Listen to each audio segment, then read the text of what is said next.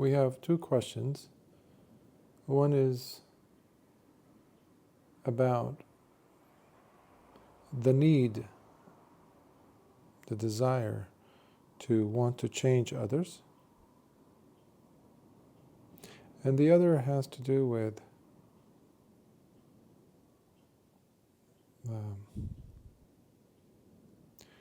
the challenge, the struggle, how to tackle that, of the need to be separate from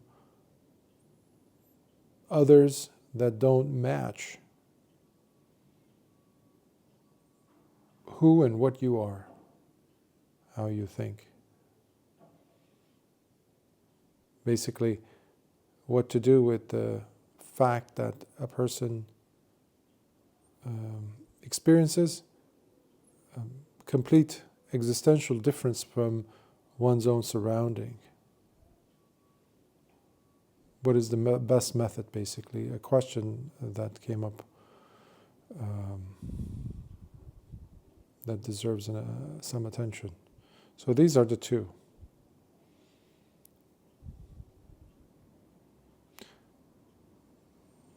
I'm going to go ahead and answer the second question first, because that is the one that leads to the other. What to do when the world is singing to a different tune?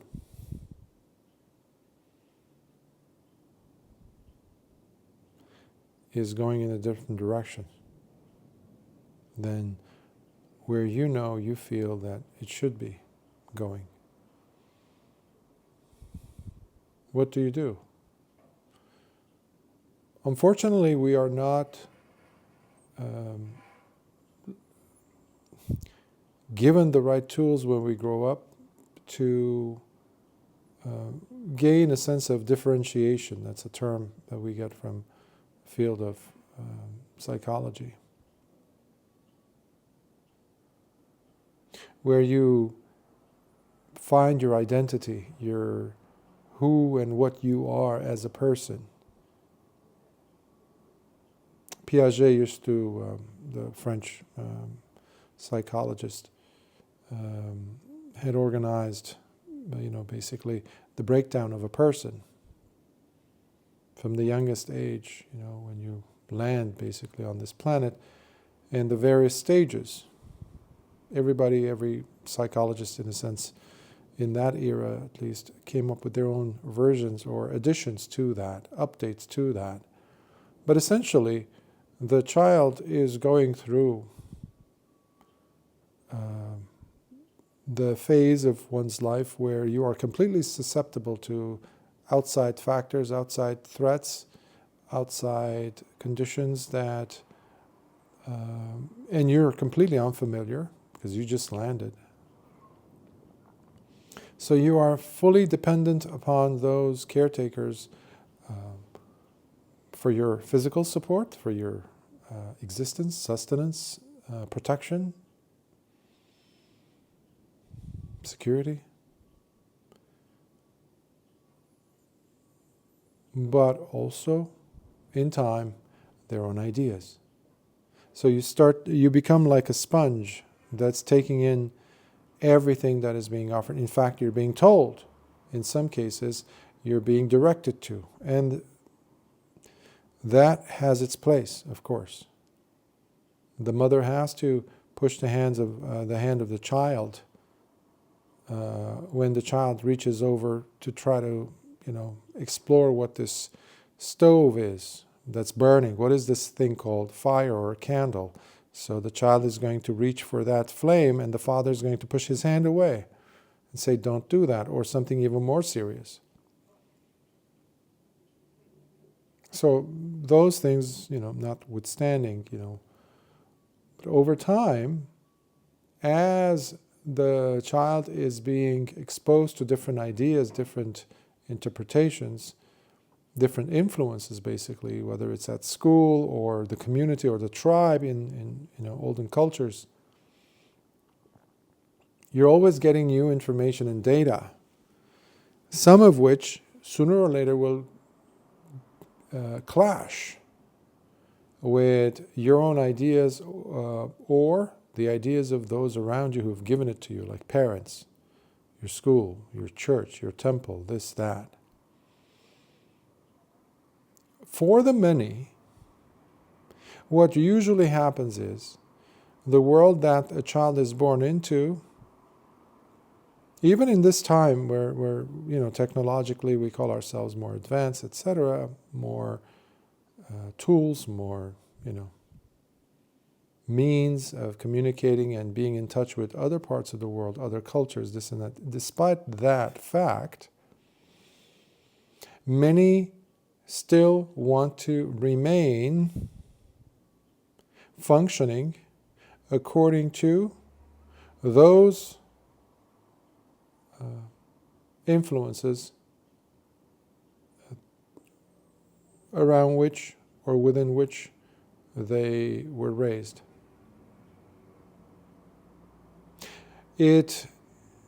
What I'm trying to say is, it takes a tremendous level of dedication, drive, curiosity, a quest for the truth, seeking of the truth in things, understanding. And that's what curiosity really is. Being curious really is. To penetrate into the, in fancy English word would be ontology or ontological realities. Where you're looking at being itself. What is this thing that I am, this world that it is? Is it what I have been told or thought, that I've thought that it is? Is that it? So this is where information coming in can really help to fan the flame of curiosity in a person if they have the desire to know. Earlier I just mentioned how for many that is too long of a jump. That's too grand, this huge leap that they're not comfortable with. So what do? We turn around and we go back to whatever is comfortable. Now, it doesn't have to be physically turning around, of course, but often it is ideological, where the person finds or convinces rather themselves that they are more at peace. They don't need to stir anything. They don't need to. This is fine. This is fine. This is when you start believing the movie that's in front of you, projected on the screen. The stories you've been told, the stories that you keep hearing about on the news or even, Hollywood type movies, things like that, bad guy, good guy, so we're going to be on the good guy team, and we, by the way, we belong to the good guy country, good guy team, etc. All that is just infantile. It's truly infantile. So what that does is it actually screams in the face of differentiation, which I was talking about. There's another term that is opposite to differentiation. It is enmeshment. That's another word that we have in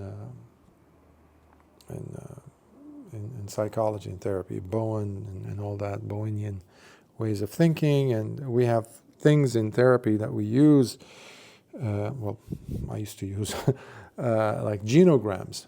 Genograms are like mappings, where you map, mother, father, grandfather. So you have the different. At least you have to have like 3 generations. The most interesting things pop up in front of you when you do a good chart. Of course, you need to get information from the. One thing that I would encourage individuals to do is to look at themselves. You can remember your parents, your grandparents, and if you have children, you can also include those and make a chart. And so you would have a map of the situation, the dynamics especially, the emotional dynamics, including, obviously, the person if they're dead, elder person somewhere, or there's cutoffs, that's another term, cutoffs, where if a person doesn't get along with the rest of the homeostasis, the whatever is accepted, the norm of that system as in the family, etc., the community, but in this case, because genograms are for family, biologically related family members, by the way, then what happens is there's a cutoff. That individual, because it has to do with the individual, not matching the rhythm, as I was saying, that they're singing to a different tune. The group will eventually, or at least significant members of the group, will eventually cut you off. So we have ways to show this. So there's a line that goes from one person to the next, depicting these individuals on the genogram. And that line gets cut off. So a good genogram doesn't have to have words. And a good therapist, or at least a person who does know how to do a genogram, will depict them. If they do depict them right, a person who can read, they will see the whole thing without the use of words. They will see the emotional, the structural, if there's any abuse, if there's any kind of enmeshment I mentioned, where they're fused into each other. There is no identification. They're just following along whatever is accepted in the norms of that family group or the community. So within that type of a setting, it becomes quite suffocating for an individual who thinks different. How or why would they think different? Of course, there are natural proclivities, drives, elements that they have carried through with them from life to life. That's why Buddhism as such blends beautifully with any discoveries that are made, that are genuine discoveries, that are not like, people came up with string theory, this and that, about a few decades ago. It was all a hoax. It has nothing to do with science. And some intelligent people said, this isn't science, this is not provable, this is not empirical, it has nothing to do with reality, it's just theories. And lo and behold, it came out to be that. But many people made a lot of money, sold many auditoriums full of people for decades, selling these, baseless ideas. So those things will not match with the teachings of Buddhism.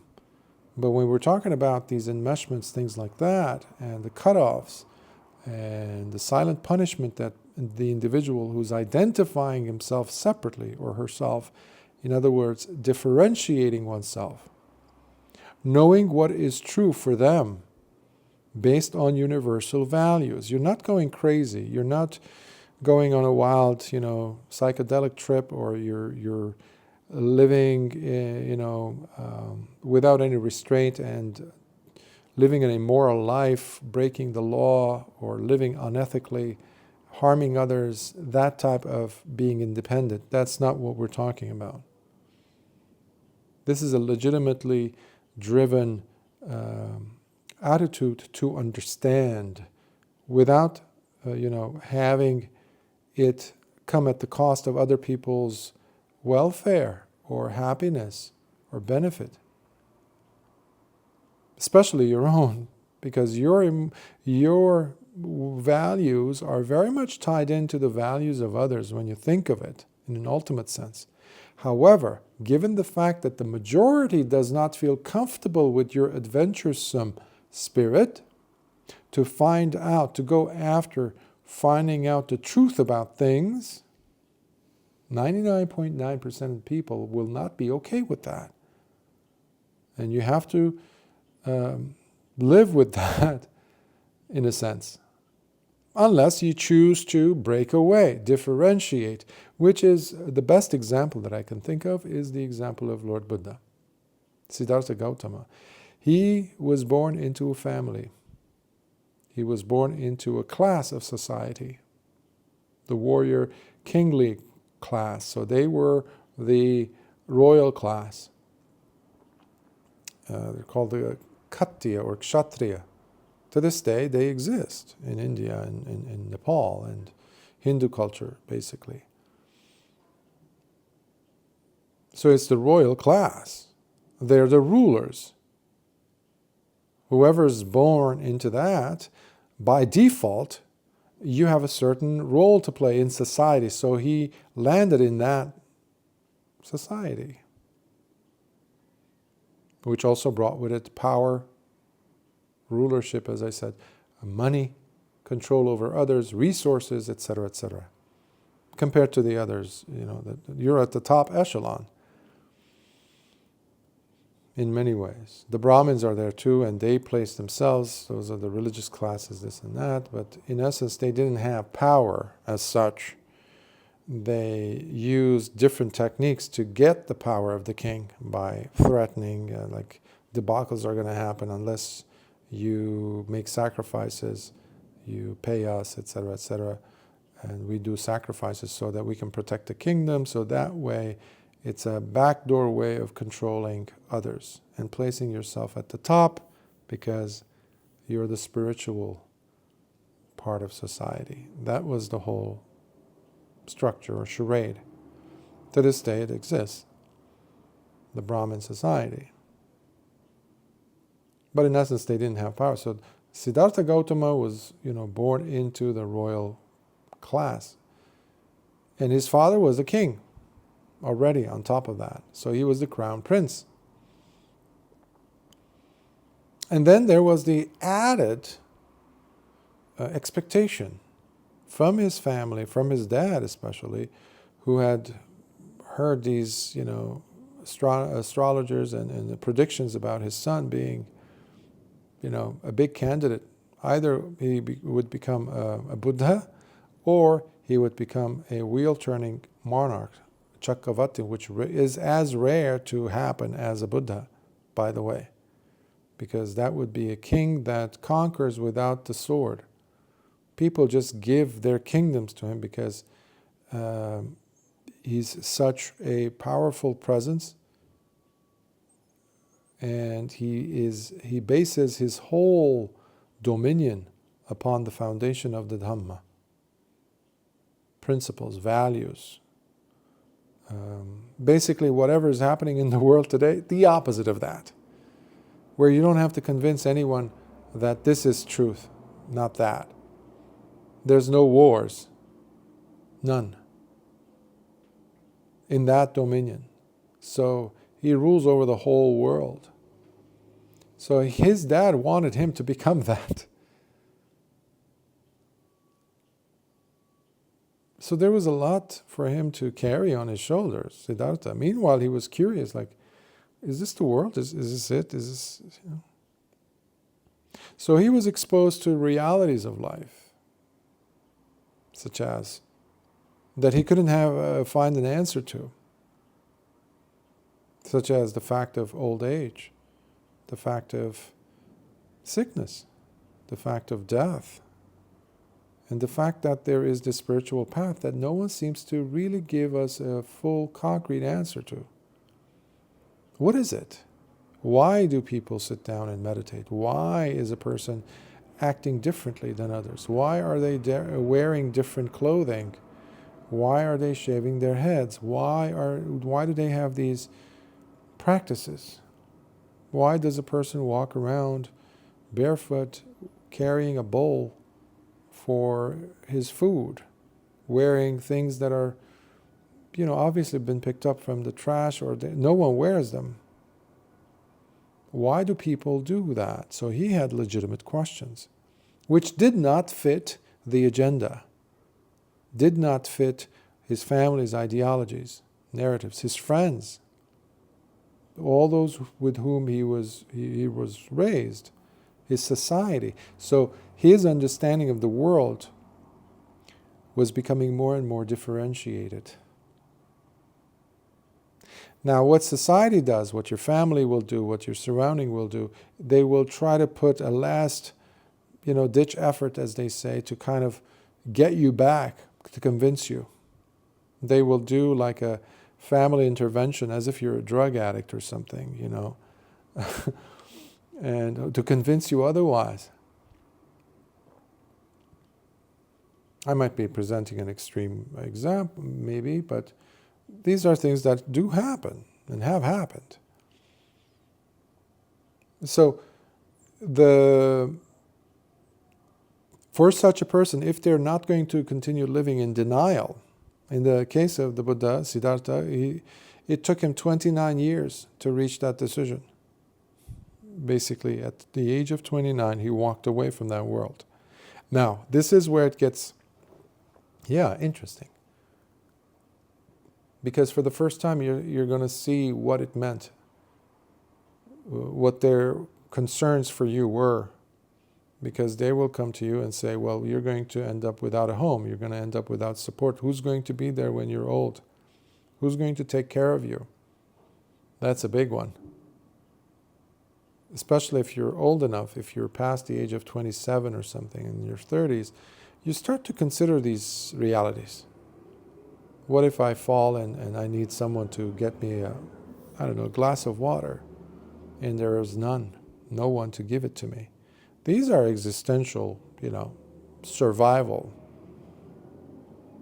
issues, which all your life, living in society, that's what society has provided, especially when you were born. Your parents were giving you that sense of security. Now you literally walked away from such securities. So for many people, it is a turning your back to such guarantees. That is the narrative. That is the story that you're told. And your mind believes it, generally speaking, unless you have considered all the other factors. You're ready to not have that sense of security there. You're okay if you go hungry for a day or two. You're okay when you don't find a refrigerator for you to open and get food out of, for example. So these things intensify within the person the critical nature of whether I need to sit down and really pursue this, or let me just fall back and go back to the cave with the group.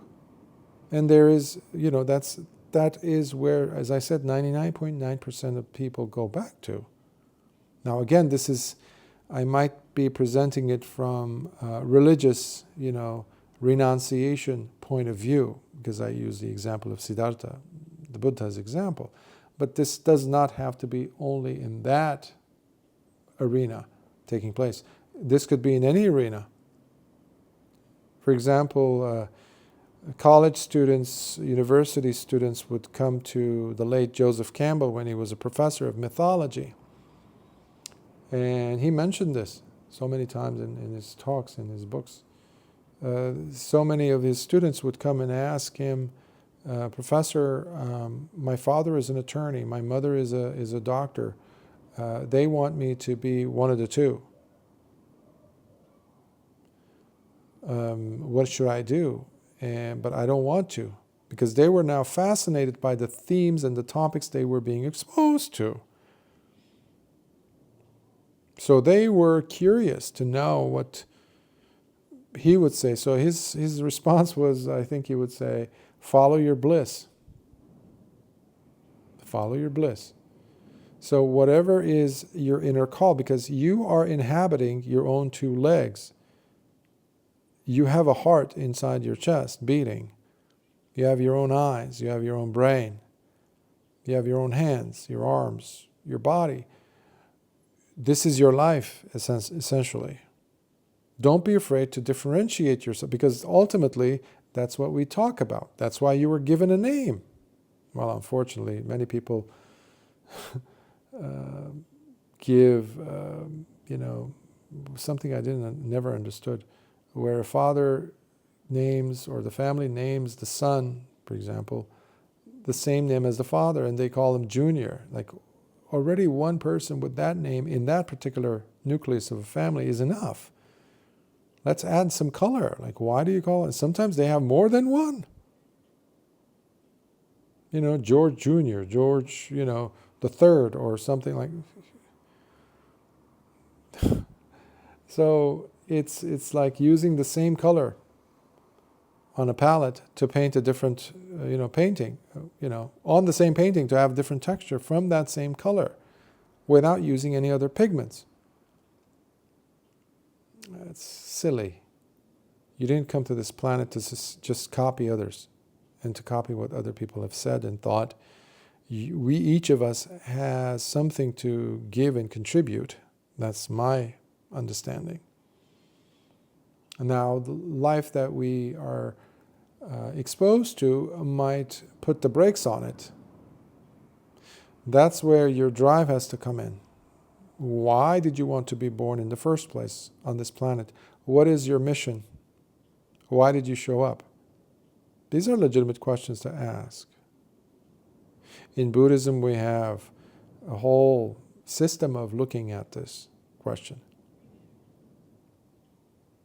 We look at it in context of, or in terms of, putting an end to suffering, to the whole cycle of suffering.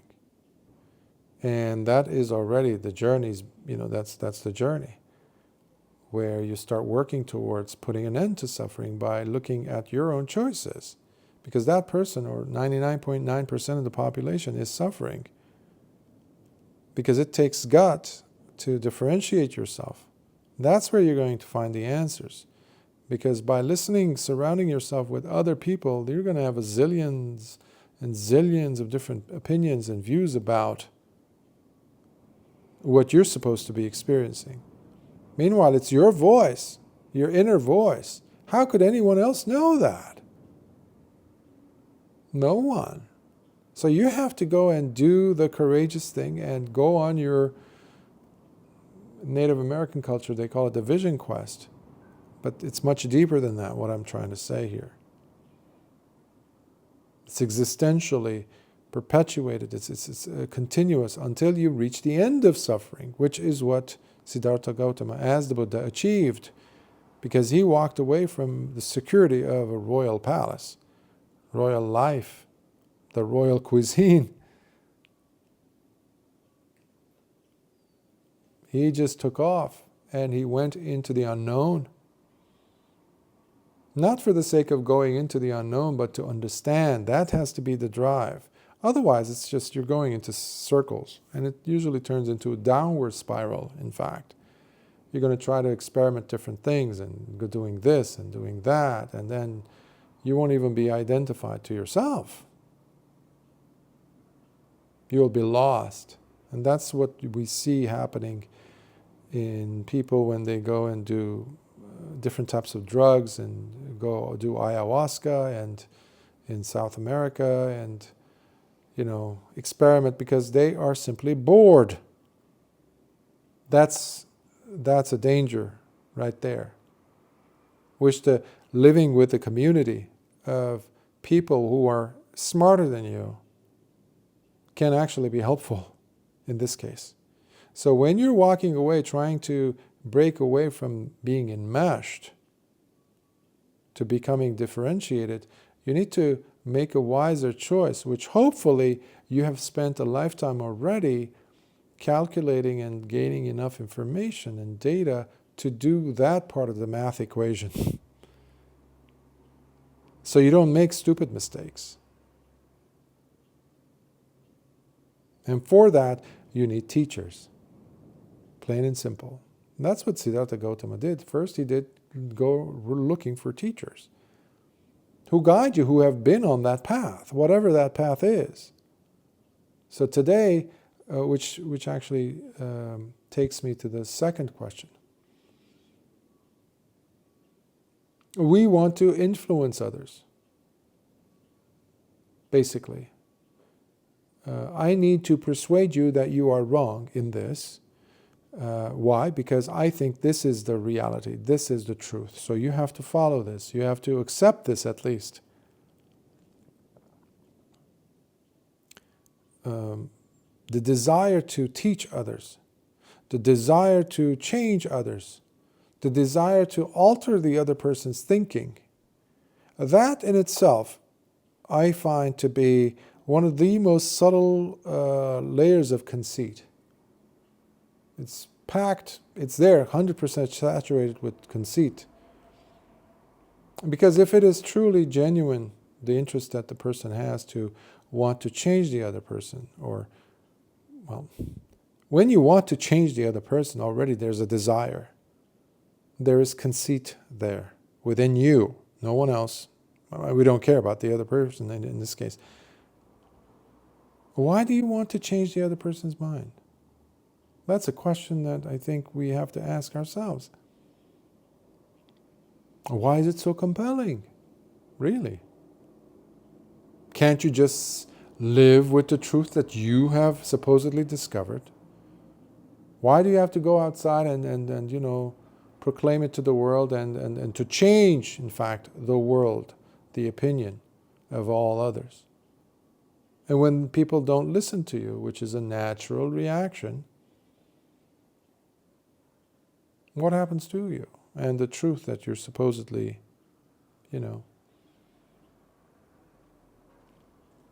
carrying around? That is going to throw many people off.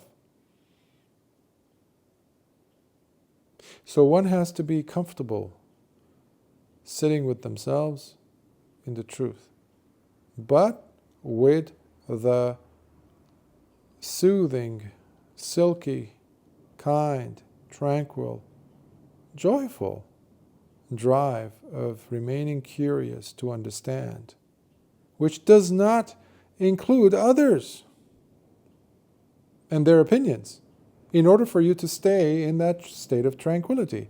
It's called equanimity, upekha. Equanimity, it's an equanimous state. There's a balance there within the mind of the person. So you are not trying to convince the other person that, hey, come over here, you need to believe me. You don't see that ever happen in any of the awakened ones, starting with the Buddha. I've never come across any place in all of those suttas where you see Lord Buddha running after a person, going and knocking on a person's door and saying, hey, you must change your opinion about this. You must change your opinion. You must believe me. I have to sit down and debate with you so I can change your mind about this.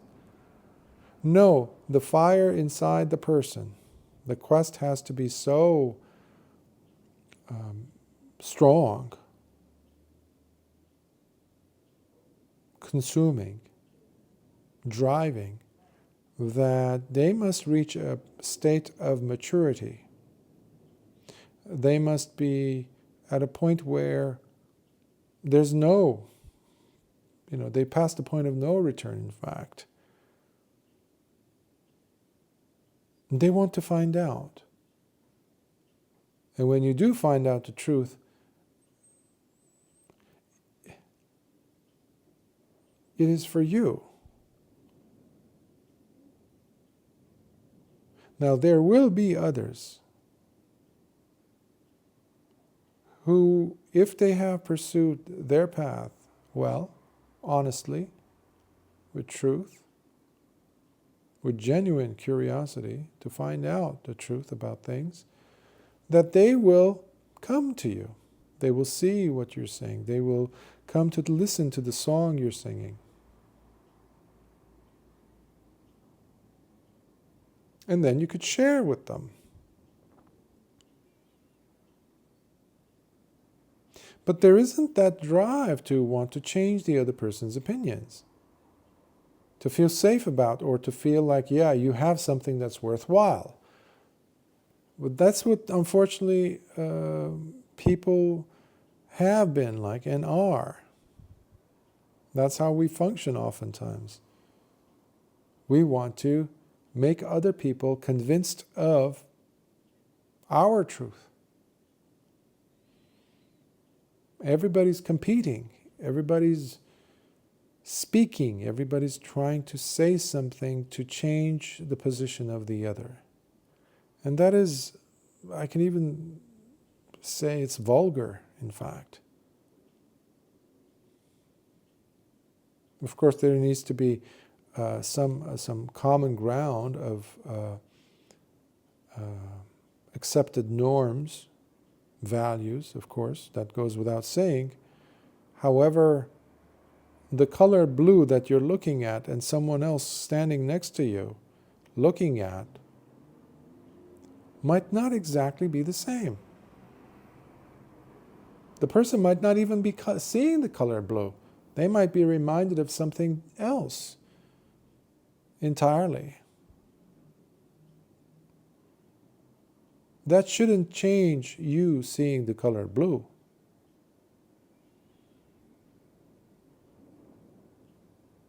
So this is important, not to have to change the other's opinions. This is key.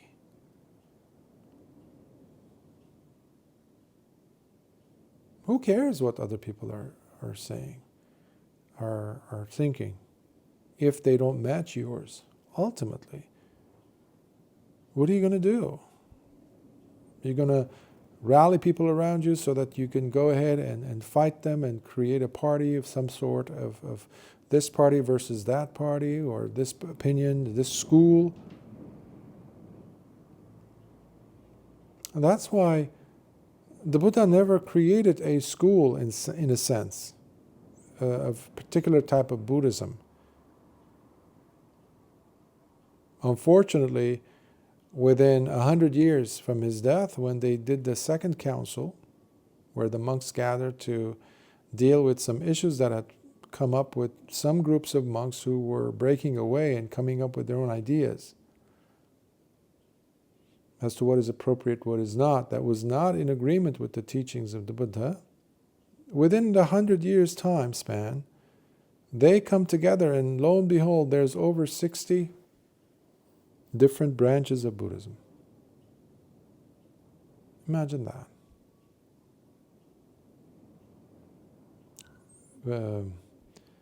Of course, there's the drive in us, I think, also, that seeks to take us back to the good old days. Well, I've come to realize that there have never been good old days. Whether it's in reference to the Buddha circles or Buddhists, even at the time of the Buddha, even at his time, people were disrespectful towards the Buddha, their own teacher. People didn't listen. Only a small portion of the people who came to listen really got it, really attained, really understood, and really showed appreciation and love for the Buddha, even though that little might mean countless, innumerable. But still, the bigger chunk of population and people who were exposed to the Buddha and what he was teaching really didn't do anything with it. So they all fell on deaf ears, as they say. So there isn't or has not been good old days, because that will also remove you from the present and takes you into some idealistic somewhere. So yes, you have to break away and differentiate. I think that's healthy. And not to be intimidated by a world that says, no, unless you're with us, basically if you're not with us, you're against us type of a mentality. You should trust us versus trusting yourself and your heart. That's wrong. I don't agree with. So, but then you have to deal with the real enemy, which is you and your limited way of thinking about what you can turn life into. That. And the second is, when you have found comfort and satisfaction in living such a life, don't feel compelled that you have to go and change other people's minds about things, or to change their position, and to help them see what you're seeing. This is a temptation. I know I've gone through that. I know it's a natural drive, I think, in all people. But you don't need that, really, because it will take your mind off of what's really important, because any moment death is sitting on your shoulder. Any moment we could go. How do you want this life to come to a completion? In what sense? In what way would you find it to be satisfying? Live it like that then, irrespective of the other person and their position. Because remember, as I was saying earlier, there is conceit there. Even though it might be camouflaged with the intention of sharing the truth with someone. How could you share truth with someone, really? If they don't have the eyes to see. You can give the person tools, but they have to do the work. Otherwise, you've just created a cult. You just created a blind belief. That's not right. That's against the Dhamma. That's against the Buddha's teachings, in the way I see it. The person must see it for themselves with their own eyes. There's a term we use, ehipassiko, come and see for yourself. There's a beautiful phrase in English, right? You can lead a horse to the river, but you can't make it drink. That's the same thing. Unless the horse wants to drink, it's not going to drink. You can't force it at gunpoint. You can't do that. Or through logic or debating, it defeats the purpose. So these are good questions. And whenever there's a question, there's an opportunity for understanding to come out. And what is being shared here is an invitation, at best, not an attempt to change people's minds. That would be wrong. So, Sukhiyot.